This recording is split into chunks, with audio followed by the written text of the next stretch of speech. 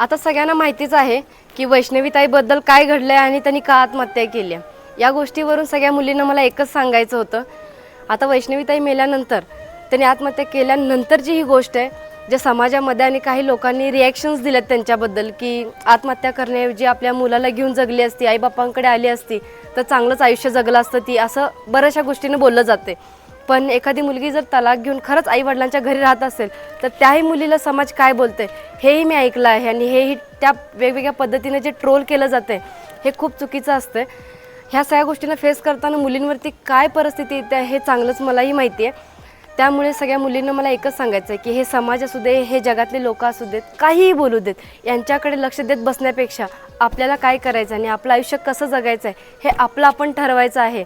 हे समाज आणि हे जग चांगल्यालाही वाईट बोलायलाच आहे आणि वाईटालाही वाईटच बोलायला आहे। त्यामुळे यांच्याकडे लक्ष देण्यापेक्षा आपलं आयुष्य किती आनंदात जगता येईल हे आपण ठरवायचं। हात तुझा खे हाती, तुझे तुझा रे साथी।